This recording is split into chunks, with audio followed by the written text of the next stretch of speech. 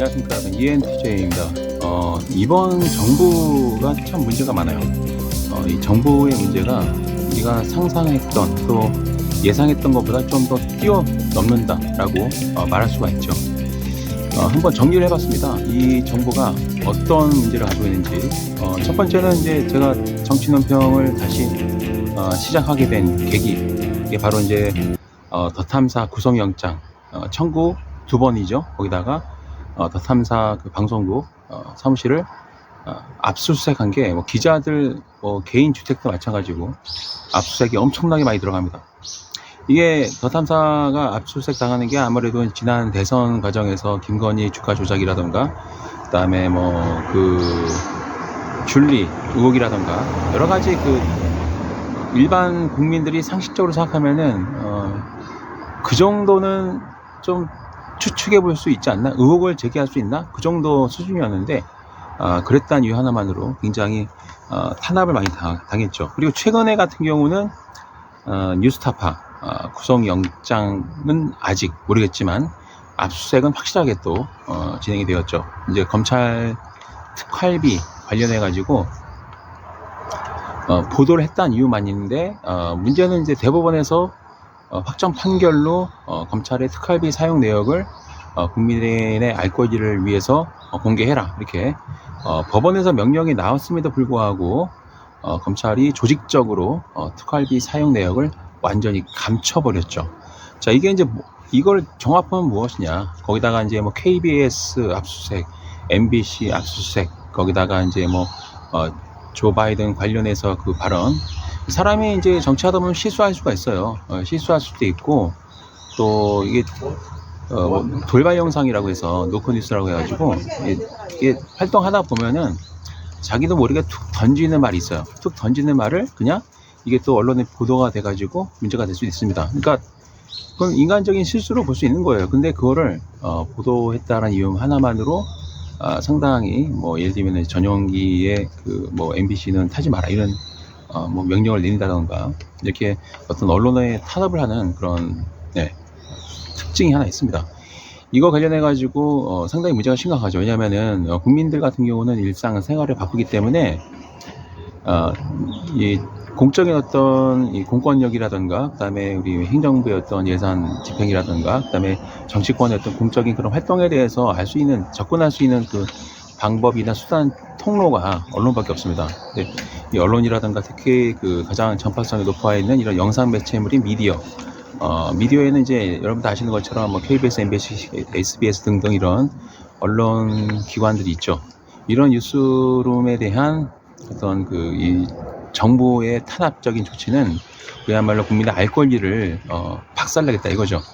자, 국민의 알 권리를 박살내는 건데 이 알 권리라든가 또 언론 출판의 자유라든가 표현의 자유 같은 경우는 가장 핵심적인 게 뭡니까? 자유민주주의의 표상이죠. 대통령이 당선되기 전부터 자유주의를 외치고 있는데 실제로는 언론 탄압을 하고 또 국민의 알 권리를 제한하고 또 표현의 자유를 박탈하면서 억제하면서 무슨 자유민주주의를 주장한다는 건지 좀 앞뒤가 안 맞는 거죠. 한마디로 뭐냐면 최근에 들어서 이제 딱 하나 드러나는 게 하나 있죠. 홍범도 장군 얘기요. 홍범도와 같은 그 독립운동가들을 제거하는 작업, 즉 빨갱이로 몰아세워가지고 이제 독립운동가의 그 역사 흔적을 지우려고 하고 있습니다. 결국 이게 뭐냐면 전반적으로 예전에 그 친일파들이 광복 이후에 살아남기 위해서 이념 전쟁을 촉발시키고 재양산하면서 독립운동가들을 빨갱이로 몰아서 죽이기도 하고 형장 이슬로 사라지게 만들기도 하고 구속시키고 뭐 고문하고 하면서 친일파가 어느 순간부터 독립운동가들을 다시 한번 역습해하는 즉 이념 논쟁으로 즉 이념 전쟁으로 즉 독립운동가를 빨갱이로 누명을 씌워서 죽이는 그런 행태가 벌어졌습니다. 이 점에 대해서 우리가 어떤 입법적인 어떤 장치 마련이라든가 이런 게 없었던 게 많이 아쉬움이 남는 부분이기도 합니다. 또 하나 이제 충격적인 또 사례가 하나 있죠. 그 이번에 여가부 장관으로 이제 내정이 돼서 이제 곧 인사청문회를 앞두고 있는 이 과정에 그 후보자가 과거에 이제 강간을 당해도 애를 낳아서 키워야 된다는 식의 어떤 그런 소문 또 언론 보도가 있는 것 같아요. 여러분, 강간을 당한 게 즐거운 일은 아니죠. 강간을 당해서 성폭행 피해자가 됐는데 거기다 임신까지 하고 그 애를 낳아서 키워야 됩니까? 그럼에도 불구하고 이런 정부를 아직도 지지하는 국민들이 있어요. 이 친일 적폐의 가장 큰 특징은 이런 겁니다. 여성의 어떤 애날 권리, 애 낳지 않을 권리, 이걸 무시를 하고 무조건 출생률이 내려가면은 강간이라도 해서 강제로 출산을 하게 만드는 그런 이제 야만적이고 민주주의와 정반대되는 그런 발언을 서슴지 않고 있습니다. 지금 아마 국민의힘을 지지하는 여성 국민들이 많을 거예요. 자, 그 여성분들은 밤에 주무실 때 방문을 잠그지 마시고 출입문도 잠그지 마시고 그냥 활짝 열어놓고 옷을 다 벗고 옆집에 남자나 뭐 길 가는 남자가 지나가서 덮치면은 그냥 즐거운 마음으로 받아들이실 겁니까? 강간하면은 또 즐거운 마음으로 키울 건가요?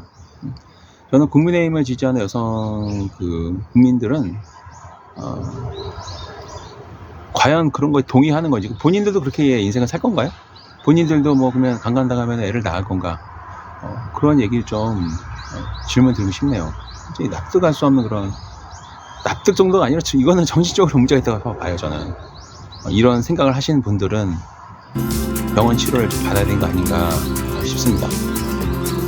하나 우리가 잊으면 안 되는 게 하나 있죠. 윤석열 대통령이 집권하고 얼마 안 됐을 때 거기 평택인가? 그쪽에 일본, 그러니까 거기가 아마 수원 그쪽일 거야 아마. 일본 기업들이 국내에 잘 들어와서 반도체 소재를 잘 판매할 수 있도록 부지를 마련하는 그 예산을 마련한 적이 있죠. 근데 그러면서 동시에 문재인 정부 때 소부장이라 해가지고 소재 부품 장비 이거의 어떤 국산 독립화, 어떤 일본 기업에 의존하는 형식이 아니라 국내 기업이 자체적으로 소재라든가 장비라든가 부품이라든가 이런 것들을 자체적으로 제작해가지고 수급할 수 있는 그런 자생적인 어떤 그 경제 환경을 만들어보자. 그게 이제 이 문재인 정부가 추진했던 그 경제 독립이었는데, 이 윤석열 정부가 들어서가지고 그거를 예산을 확 줄이고 일본 기업들이, 즉 일본의 소재, 부품, 장비 이런 이 생산업체들이 바로 이 수원에 있는 그 반도체 공장, 삼성 반도체 공장 바로 옆에 이 부지를 마련해주는 그런 지원을 해가지고 국내 기업은 죽이고 일본 기업은 살리는 그런 굉장히 이국적인 타국의 이익만을 추구하는 그런, 하필은 그 나라가 일본이죠. 일본 기업을 키우는 그런 정책을 또 시행하고 있다는 점, 이것도 상당히 충격적이라 저는 볼 수 있다고 생각해요. 제가 이제 주말 집회는 어떤 건강상의 이유로 여러 가지 체력적인 한계로 인해서 이제 또 거리도 굉장히 멀어요 여기서. 그래서 이제 자주 못 나가고 있습니다만, 대신 수요 시위 같은 경우는 웬만하면 빠지지 않으려고 하고 있습니다. 왜냐면 거기가 이제 12시 시작해서 딱 1시에 전에 끝나거든요. 그래서 체력적인 부담이 좀 덜 해가지고 수요 시위는 좀 꼭 나가려고 하고 있는데, 매주 이제 수요일마다 수요 시위를 나가면서 제가 느끼는 거 뭐냐면, 반대 집회하는 사람들이 일본 사람이에요. 그러니까 국적은 한국인데 말하고 행동하는 거나 모든 걸 종합해 보면 일본 국민이에요. 문제는 그런 사람들이 37% 이상 있다는 겁니다. 지금은 이제 뭐 윤석열 지지율이 뭐 27%라고 얘기하는데, 그 전에 꾸준히 유지됐던 게 37%거든요. 강제동원 문제라든가 위안부 피해자 문제에 관련해 가지고 전적으로 일본에게 유리한 그런 방식으로 입장을, 또 외교 정책을 또 수립하고 외교를 했던 그 정부의 방향을 보면은, 이거는 어떤 대한민국을 위한 어떤 이익이 아니라 일본의 이익을 더 그 보장하는, 또 추구하는, 지지하는 그런 활동이란 말이에요. 이게 외교라는 거는 사실 그 국가 이익을 최대치로 끌어올리는 게 외교의 궁극적인 목적이거든요. 뭐 국방이나 외교는 무조건 자국의 이익을 최대로 하는 겁니다. 최우선 하는 건데, 이 정부는 일본 정부의 이익만을 위해서 일을 하고 있다는 겁니다. 그래서 이게 조선 총독부라는 얘기 나오잖아요. 근데 문제는 뭐냐면, 제 수요 시위를 이제 반년 넘게 나가면서 느끼는 게, 제가 아마 3월인가 4월인가 때 나갔을 거예요. 3월부터 이제 꾸준히 참여하면서 느끼는 거는, 이게 일본 사람이 굉장히 많아요. 심지어는 지지난주 같은 경우는, 제가 봤을 때는 일본 대사관 직원들 아닌가 싶어요. 일본 대사관 직원으로 추정이 되는 그런 오피서들이 나와가니까, 이 사무직원들이 나와서 굉장히 정밀하게 10대 아이들을 사진을 찍어 가더라고요. 화면 확대도 하고 사진을 엄청나게 찍어 가는 겁니다. 아무래도 이제 이 반일 감정을 가지고 있는 이 청소년들의 인적 그 자료를, 데이터베이스를 구축하기 위해서 그런 걸 저는 추정을 하고 있습니다. 굉장히 심각해요. 그 한국 국민으로 살지만 문의는 한국 사람인데 실제로 그들의 정체성은 일본인이라는, 한국에는 일본 첩자들이 어루만져 잡아서 수백만 명은 된다고 생각합니다. 정말 수백만 명. 이게 굉장히, 이 문제를 어떻게 해결할 것인가에 대해서는 우리가 좀 깊이 있는 연구를 할 필요가 있습니다. 또 고민할 필요가 있어요. 굉장히 문제가 심각합니다. 또 하나 이슈는 이제 올해 다음 달 10월 말 정도 되면은 이제 1주년이죠. 이태원 참사가 벌어진 지 이제 1주년이 되는데, 세월호 사건 때도 마찬가지지만은 이태원 참사 때는 정부 공공기관이 제 역할을 다하지 못해서 발생한 참사라고 볼 수 있습니다. 이거를 단순하게 사고로 보긴, 사고로 볼 수는 없는 거예요. 참사가 맞는데, 보통은 이 자국의 국민이 어떤 피해를 보게 되거나 어떤 큰 대참사가 일어나게 되면은 그에 대해서 이제 한 번쯤 돌아보는 시간을 갖는 게 맞는 거죠. 우리가 어떤 공무원으로서 일을 제대로 했는지, 그리고 우리가 국가기관으로서 제대로 그 역할과 기능을 했는지에 대해서 살펴봐야 되는데, 그런 점이 전혀 보이지 않았던 점이 상당히 많은 생각을 하게 만드는 것 같습니다. 근데 그 많은 생각들 중에 여러 가지 종류가 있는데, 첫 번째 같은 경우는 이거죠. 행정청의 어떤 부작위로 인해서 국민이 피해를 보았을 경우에 과연 행정청은 어떻게 대응하는 게 맞는 것인가라는 질문하게 되고, 두 번째는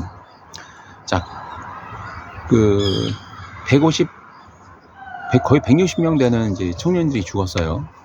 그게 어떤 경찰이라는 조직 또는 행안부의 어떤 기능 부작위로 인해서 해야 될 의무를 다하지 않았기 때문에 발생한, 예방할 수 있었던 참사이긴 한데, 그 후에 이제 대책을 마련하는 과정이 어땠습니까, 여러분? 비록 이상민이 탄핵이 되지 않아서 좀 아쉽긴 하지만, 어떻죠? 그 주변에 그 세월호 참사 때 폭식 집회하면서 투쟁하면서 조롱했던 그보다 더 센, 아주 그냥 유가족을 난도질하는 그런 발언을 하고, 조롱하고 욕하고 괴롭히고 빨갱이를 몰아가고, 이렇게 공공연하게 공공장소에서 굉장히 테러적인 언어 폭력을 일삼는데도 불구하고 경찰들이 아무런 제지를 하지 않습니다. 근데 재밌는 거 뭐냐면은, 제가 수요 시위에서 그 반대 집회한 사람들에 대해서 뭔가 경정을 울리기 위해서 수요 시위를 탄압하지 마라, 그런 식으로 이제 피켓을 들었더니 경찰이 와서 바로 제지를 하더라고요. 물론 제가 이제 또 누굽니까? 이제 법을 전공했잖아요. 그래서 이제 제가 과거 역사에 대해서 얘기하는 거다 했더니 찍소리 못하고 가더라고요. 근데 이 정보 담당관이, 종로경찰서 정보 담당관이 저를 이제 그 집회에서 빼내려고 하고, 심지어 수요 시위에 그 일본 그 대사관 직원이 딱 들어왔다가 나를 내보내려고 하다가, 제가 이제 경찰들 저를 못 말리니까 지가 중간에 가더라고요. 국내 이 일본 간첩이요. 저는 못해도 한 600만 명 이상은 된다고 생각해요. 500만 명 이상은 일본을 더 한국보다 좋아하는 분들이 많습니다. 이게 굉장히 문제가 심각을 해요. 이태원 참사가 이제 곧 다가오는데 저는 한 가지 제안한다면 할로윈 파티, 할로윈 축제를 더 크게 열어가지고 1주년 행사를 가졌으면 좋겠다는 생각이 듭니다. 이제 청담 게이트 얘기를 할게요. 이 청담 게이트 관련해서는 우리가 단순하게 일단 법조계와 현 정부나 법무장관, 대통령 이쪽이 어떤 뇌물이 오고 가면서 어떤 그 딜을 했다, 이렇게만 해석한 건 너무, 그거는 이제 입증하는 그런 과정이 필요하고 증거가 있어야 되죠. 증거가 없는 의혹은 그냥 의혹일 뿐이 되는 건데, 중요한 건 확실하게 물증이 나온다면 문제가 될 수 있겠죠. 근데 제가 하나 가지 바라보는 거는, 만약에 그게 사실이라면 이거는 제가 올해 2월 달에 이제 말씀드린 것처럼 사법부를 장악하겠다는 거거든요. 근데 지금 보면은 대법원장 내정자를 보면은 어떻습니까, 여러분? 완전히 문제가 굉장히 많죠. 사법부, 검찰도 장악했어요. 검찰은 옛날부터, 지금 검찰이라는 이 원래는 공무원 조직인데, 검찰이라는 공무원 조직이 이제는 정치 집단화돼 있단 말이에요. 정치 권력화되어 있습니다. 이거는 부정할 수 없는 현실이죠. 이제 정치 권력화가 되어 있는데, 그 나머지 기소를 하고 증거 조작을 하고 기소를 하고 거기에 맞장구 쳐줄 사법부만 존재한다면 우리는 이 윤석열 정권을 이길 수가 없습니다. 합법적인 방법으로는 이길 수가 없어요. 대법원까지, 즉 사법부까지 장악이 되면, 검찰이 영장 치면 법원은 무조건 오케이, 검찰이 압수수색 신청하면 오케이, 검찰이 기소하면 무조건 유죄, 이게 되는 거거든요. 군부 쿠데타보다도 무서운 게 지금 상황인 것 같아요. 겉으로 봤을 때는 법적인 절차를 따르는 것 같지만, 실제 내용면에서는 법적인 즉 완전히 불법 행위, 위법한 범죄를 저지르는 그런 일이 벌어질 거거든요. 검사 탄핵 한명한다고 해서 좋아할 게 아닌 것 같아요. 이 근본적인 거를 바꾸지 않으면 어렵습니다. 입법부가 무서운 게 뭔지 아십니까? 국회의원들이 무서운 게 뭐냐면, 법을 만들 수가 있어요. 비록 거기에 대해서 이제 사법부나 검찰이나 여러 가지 행정부에서 딴지 걸고 헌법 소원 걸고 해가지고 헌법재판소에서 위헌이냐 합헌이냐 이렇게 판단할 수 있겠지만, 어쨌거나 이 위헌 판정이 나온다 하더라도 일단은 최대한 국회의원들이 법을 바꾸고 만들어서 뭔가 상권 분립의 어떤 안정화를 정착화하고, 그리고 어떤 자유민주주의가 이런 행정부의 어떤 독점적인 그런 권력 횡포로 인해서 무너지는 거를 막아야 되는 그런 투쟁을 해야 되는데, 지금은 그냥 가끔 몇 명 나와가지고 마이크 잡고 주말에 그냥 윤석열 규탄 외치고 검찰 독재 탄압한 이런 마이크 잡고 떠드는 거는 저도 하고 있잖아요, 지금 여러분. 저는 국회의원도 아니고 구독자 많은 사람도 아니고 그냥 일반인인데도 불구하고 그냥 이렇게 길거리에 나와가지고 마이크 잡고 이렇게 카메라 켜고 얘기할 수 있어요. 김종대 전 의원이 그 지적을 참 잘했어요. 60명 정도만 있어도 할 수 있는 일들을 지금 167석이나 가지고 있는 야당이 하고 있다. 제가 전에 그 지적했던 거 있잖아요. 제가 몇 개월 전에 그 지적을 했죠. 30석만 있어도 할 수 있는 것들, 아니면 10명만 있어도 할 수 있는 것들을 지금 하고 있는 겁니다. 굳이 저는 한 가지 계속 물음표 던지는 게, 이 정당이 내년에 의석수를 많이 가져야 되는 그 명분이 무엇이냐. 그게 좀 그렇죠. 그래서 지금 현재는 제가 2월 달에도 말씀드렸던 것처럼 상권 분립의 어떤 그런 견제와 균형이 완전히 무너지고 있다. 이제는 사법부와 검찰이 손을 잡고 완전히 이제 대한민국을 말아먹기 시작했다.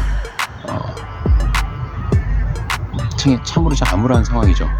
또 KBS와 MBC, SBS, JTBC 다 언론 보도가 됐지만, 우리나라 해병대가 우길기를 단 일본 전함을 향해서 격려를 하는 모습을 보면서 저는 깜짝 놀랐습니다. 근데 제가 지난 총선 때 분명히 지적했던 것처럼 미래통합당이 지난 총선에 내놓았던 공약 중에 유사시에는 자위대가 한반도에 상륙한다, 그런 내용이 있었습니다. 그리고 어, 어, 한국의 그 전략 관련해 가지고 이 제3국을 어떤 그 전략 회의 그게 뭐라고 하지? 합참이라고 해야 되나? 아니야. 그게 뭐지? 기억이 잘 안 나는데, 하여튼 제3국을 이 전시작전권에 포함시켜준다, 그런 내용이 있었어요. 그거를 제가 직접 오프라인에서 만나면서 그 당시 민주당, 열린민주당 후보들 만나서 얘기도 하고 또 방송에서도 얘기를 하고 했지만 아쉽게도 어느 누구도 그거를 방송하지 않았어요. 어떤 유튜버도 저 빼고는 저만 혼자 떠들었고 나머지는 관심을 갖지 않더라고. 댓글을 달아도 무시했고요. 그래서 저는 이 진보를 자칭하는 유튜버들과 정치하신 분들이 과연 이분들이 과연 신뢰할 만한 사람들인지 저는 아직도 모르겠습니다. 유사시에 자위대가 한반도에 상륙한다는 내용을 왜 그렇게 크게 다루지 않는지, 그리고 왜 전시작전권에 일본이라는 제3국을 포함시킨다라는 내용을 왜 그냥 관심 다 갖지 않는지. 저는 그래서 개혁은 항상 선거를 위해서 또 지지를 위해서 활용하는 그런 소재일 뿐이지, 진정으로 어떤 어느 누구도 개혁을 원한다든가 어느 누구도 뭐 실질적인 독립을 염원한다든가, 그게 그 수재가 많지 않다고 생각합니다. 저는 그래서 애국자들이 거의 다 죽었다고 생각을 해요. 후쿠시마 이제 방사능 오염수가 방류가 돼서 이제는 해산물을 이제 완전히 안 먹고 있죠. 저도 초밥 되게 좋아하는 사람인데 초밥을 안 먹고 있습니다. 못 먹는 거죠. 안 먹는 게 아니라. 그럼에도 불구하고 지금은 이제 뭐 저기 스시집 지나가다 보면은 많은 분들이 그 스시를 먹고 있어요. 저는 그 보면서 기분이 좋은 게 이번 달 이제 8월에 방류했고 9월, 10월, 11월, 12월, 그러니까 향후에 한 6개월 정도 꾸준히 이 현상이 벌어졌으면 좋겠습니다. 계속 많이 드시고 꾸준하게 이제 소비를 해주시면 재미있는 일이 벌어질 것 같아요. 제가 이제 항상 그 예상하는 게 뭐냐면, 이제 한 6개월 정도 되면, 그러니까 한 달, 두 달은 미리 사놓은 그 생선을 팔 수가 있어요. 그걸 초밥으로 만들고 막 이미 냉동 건조해서 보관하고 있는 그 재고가 있단 말이에요. 근데 사실 그게 한 달이나 두 달이면 바닥에 나요. 그러니까 많게는 3개월 정도까지는 냉동 건조 보관을 할 수가 있습니다. 근데 3개월이 되면은 이제 더 이상 수급이 안 될 거예요. 근데 우리나라 수산업자들이 잘하는 게 그 원산지 속이는 거잖아요. 라벨 갈아치기. 국내산이라고 속여 팔지만 실제로는 일본산인 그런. 그거를 많이 드시고 많이 먹어서 최초로 방사능이 피폭되는 그런 사건이 벌어졌으면 좋겠습니다. 그러니까 저는 그래서 사실 지금 막 요즘은 뭐 먹지 말자, 뭐 위험성을 막 경고하는 방송을 일치하지 않고 있습니다. 일단은 이게 사건이 터져야 돼. 사건이 터져서 언론에 보도가 되어야 그때 이제 다들 막 경악금치 못할 거예요. 과연 그 언론 보도를 보고, 예를 들면 이제 한 6개월 정도 지나면 지났는데 진짜 피폭이 돼가지고 병원을 찾는 사람이 늘어나게 될 때 병원에서 보니까 방사능 피폭됐더라. 왜 피폭됐지? 알고 봤더니 해산물을 잘 즐겨 먹었더라. 그 사건만 터진다면 게임이 완전 끝나는 거거든요. 여러분, 사실 정권 교체라든가 탄핵이라든가 뭐 총선의 그 트리거는 뭔지 아십니까? 그 방아쇠가 뭔지 아세요? 그 해산물을 먹고 방사능이 피폭이 돼서 병원에 입원하는 거예요. 일단은 사건 사고가 터지지 않으면 국민들은 관심을 갖지 않습니다. 언론도 사건 사고가 터져야 보도가 되는 거죠. 그리고 참 저는 개인적으로 이제 오늘 할 말을 마치면서 한 가지 희망사항은, 횟집에 자주 가가지고 막 신명나게 그냥 신바람나게 회를 많이 먹고 막 해산물 막 많이 쳐 드신 다음에 방사능 피폭돼서 누군가 한 명이라도 입원하는 사건이 벌어지는 거. 그런 일이 벌어지면 아마 모든 지금 이 상황이 완전히 뒤집어 엎어질 겁니다. 그리고 그때는 친일파 애들도 감히 초밥은 못 먹을걸요. 제가 장담하는데 친일파들 굉장히 몸살입니다. 제가 수요심이 나가면서 느끼지만 몸 엄청 살아요. 경찰한테 막 막 아양 떨면서 막 방해 집회하고요. 막 경찰 지휘하면 막 애교 부리고 막 별짓 다 해요. 그러니까 얘네들의 특징은 어쨌든 그 힘의 논리예요. 제가 인생을 좀 하면서 늘 느끼지만 힘의 논리입니다. 힘이 세고 강하면 그들은 약해지고요. 여러분들이 약해지면 걔는 강해져요. 제가 살면서 항상 깨지지 않는 원칙이 뭐냐면 절대로 약한 모습을 보이지 않습니다. 그러니까 집회를 나가건 사업을 하건 일을 하건 월급 받으면서 일을 하건 항상 저는 약한 모습을 보인 적 없어요. 쥐뿔이 없어도 일단은 세게 나갑니다. 그게 좋은 것 같아요. 그래서 이제 오늘 얘기를 마치면서 다시 한번 희망사항을 말하자면 하루속히 그 초밥은 다 드시다가 피복돼서 입원하는 분이 됐으면 좋겠습니다. 네. 그리고 오늘 하고 싶은 얘기 여기서 마치도록 하겠습니다.